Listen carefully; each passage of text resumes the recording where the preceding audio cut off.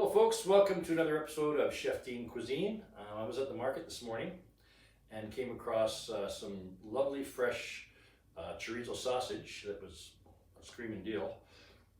So being one who can't give up a bargain, I grabbed some of those, and I'm going to make a dish called Cazuela de Chorizo, which we had in Portugal recently. It's sort of I wouldn't call it a peasant food, but a country sort of type of dish. I'm going to show you a couple of tricks how they do it. They cut their potatoes in an interesting way. They, rather than slice them or dice them, they hit it with their blade and then pop it off so they get all different edges and faces to it, and it really absorbs the flavor a lot better. So it's basically a chorizo and potato stew. One of the stars of the show is pimento, which is a smoked paprika. And we've got some chili sauce, or rather chili powder, I should say. And salt and pepper, red peppers, we're going to put a little bit in there. I'm not going to use any stock, I'm just going to stick with water because there's going to be so many flavors in there. The potatoes are going to make it thick. Lots of onions, lots of garlic. We're going to peel our own tomatoes. We're going to try and do it as close to as what we had in Portugal, and I hope you like it. There's a real special thing at the end that really changes the flavor of this. So let's get right to it. Okay, so before I can take you on a run around the ingredients, we have to do our mise en place and get our ingredients prepped. So let's start with a tomato. You cut an X there. Roma tomatoes are the best tomatoes for a sauce, or for soups actually as well. And then on an angle, you're going to run your knife this way. That little feller. And then this just pops right into some boiling water for 30 seconds. Probably the amount of time it takes us to process this red pepper. And I like to take the white ribbing out. I know lots of folks don't care either way, but I think it just looks prettier. Get rid of them seeds. Give this a little toss. Okay, that's already happening. So as you can see, the skin comes right off. You're not doing any cooking of the tomato. You just removing the skin.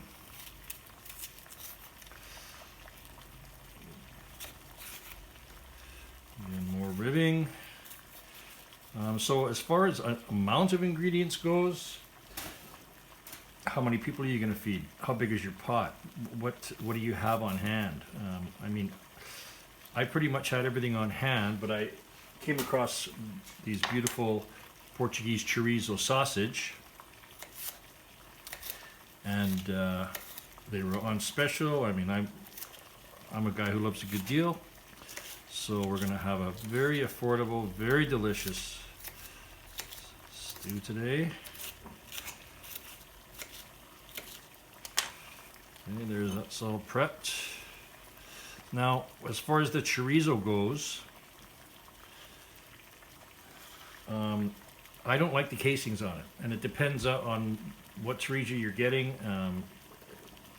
Has it been smoked or whatever? But the casing to me is just a little bit of excuse me. I just don't like to have to chew into something that, I mean, it's such an unctuous meat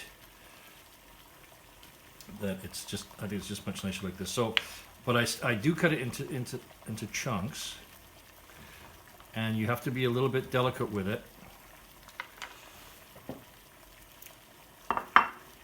So we're going to fry it by itself in the fry pan, and then we're going to add it to the stew. So, and we will also deglaze the pan as well. So let's do that, and we'll be right back.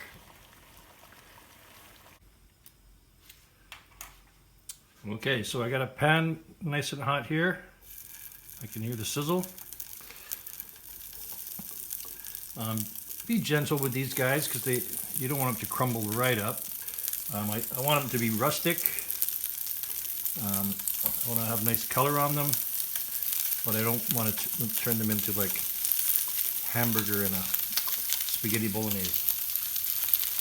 Okay. Now there's an interesting method of a Portuguese method or Spanish method of doing the potato in this stew. And this is my favorite knife in the kitchen.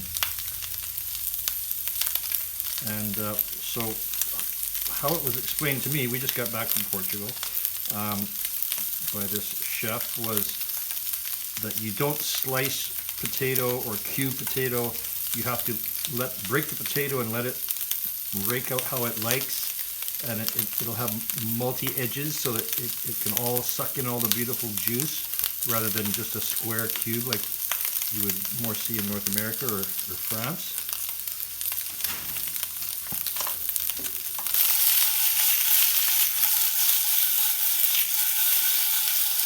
Got some nice color already. Okay, so he says you just go like this. Just break it.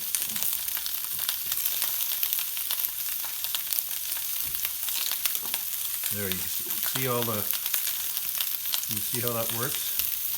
Very, very rustic.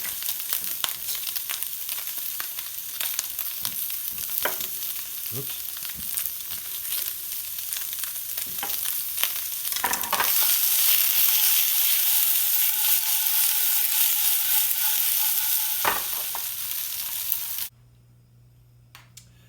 Okay, so we've got our mise en place together.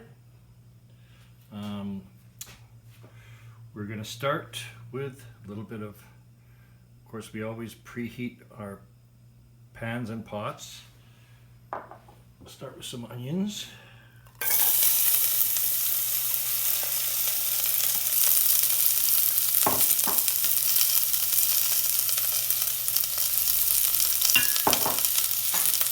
I personally like to go heavy on the onions and the garlic,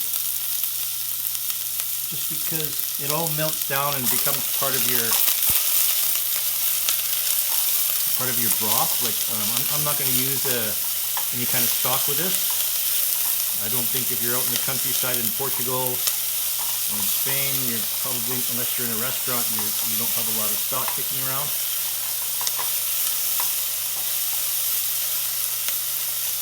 I don't want too much color on these onions, just get them a little translucent.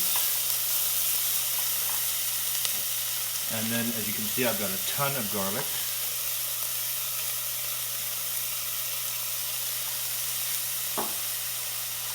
Put the garlic in there, I'm happy. I just want that to soften as well. I don't want to give that any color either.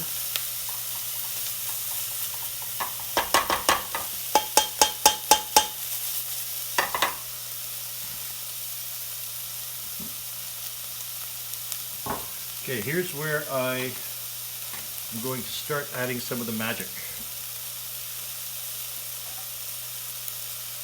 I've got pimento, which is smoked Spanish paprika, and I'm going to go easy on it because I don't want it to be too strong of a smoke flavor, and I can always add some later. I've got some beautiful cayenne that I just got my hands on. Again, we'll start off slow and taste as we go. This is chili powder, so there's no heat there, just all flavor, cumin and such. And I guess it wouldn't hurt to do a little salt here.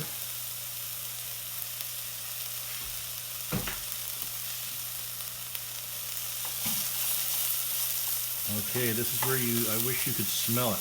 Oh my goodness. That is an aroma already.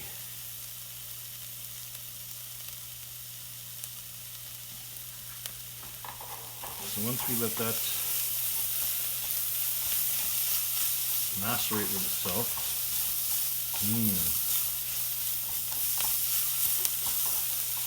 now I'm going to add the peppers. So I'm going to try and give them a little color.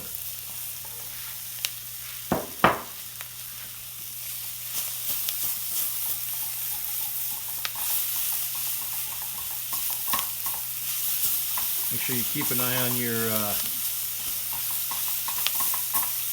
seasoning there. It doesn't burn on the bottom. It is starting to burn, so now it's time to call in the cavalry. Once I introduce these tomatoes, the liquid will immediately lift all the stuff that's kind of stuck to the bottom. That will cease to be a problem. I think I can afford to do a little more tomato.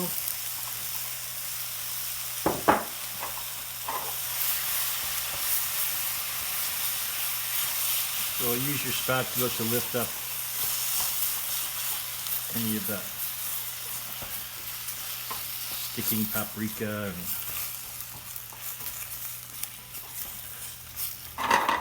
there we go.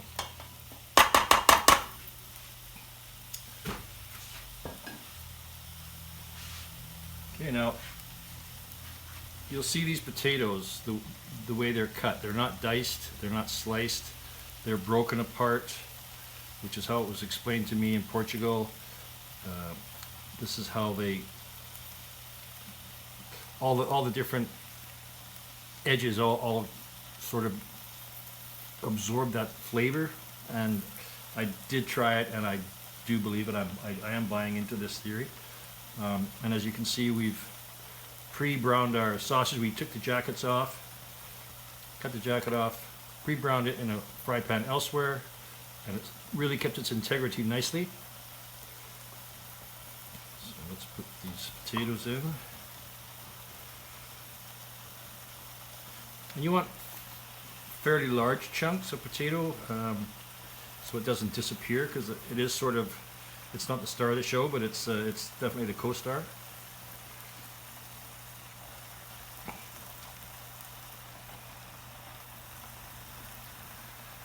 I gotta be careful, my pot might not be big enough to hold all this. Oh, what the heck. What the heck.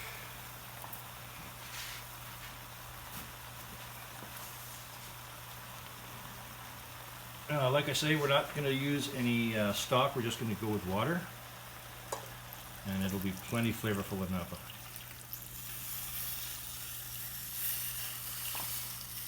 And just like everything else, we can always add more water later, and I wouldn't want to put too much on there right now. Okay, so now I've got some fresh thyme. I shouldn't, well, it's fresh, but we're coming into spring. It's from last year.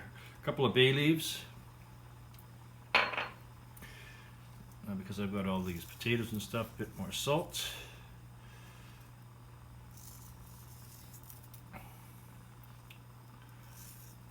Great.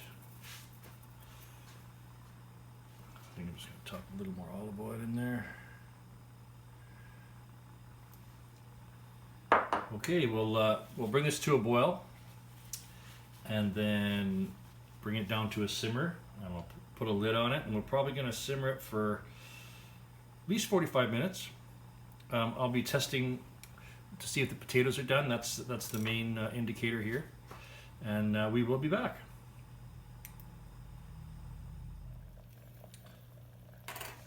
So we're probably pretty close. Now is the time that we clear up any little cloudy bits and bits of oil all risen to the top.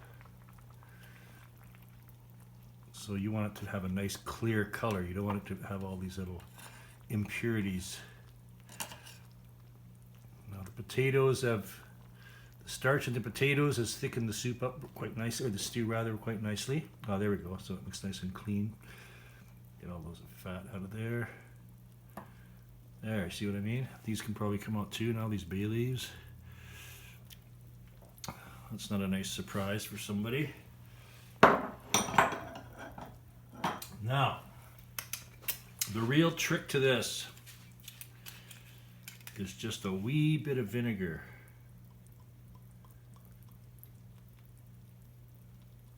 Wee bit of acid. It just absolutely changed. I made it once and I didn't put it in, and the guy said, "Oh," he said, "What happened?" I said, "Well, what's wrong?" He said, oh, you forgot to put the vinegar in. And did it ever change it? Oh, there, that's looking beautiful. Okay, those potatoes are just about perfect. I'm going to give it another 3 minutes and then we'll serve.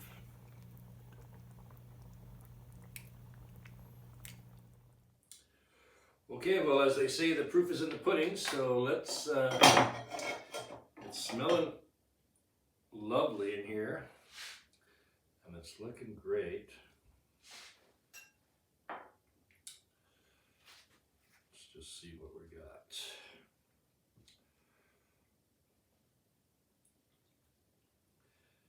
And again, don't forget about that vinegar, that is the trick.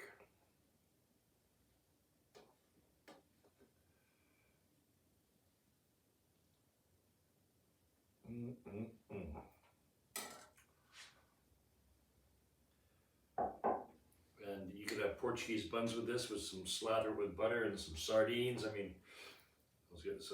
I've made some little toast points. I like to do a little drizzle of oil.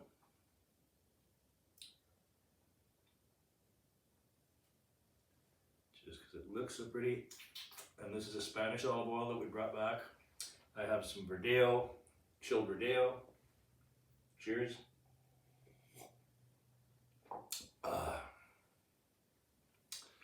So this is a gorgeous afternoon out in Spain or Portugal with your friends. The broth is amazing. Very hot.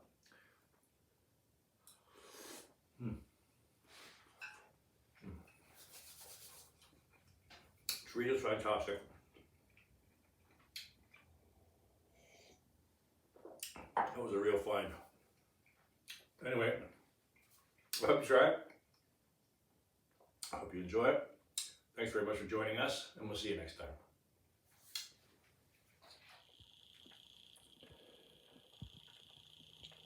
Cazuela de Chorizo.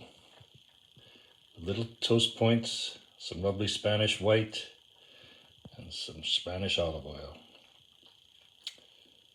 Enjoy.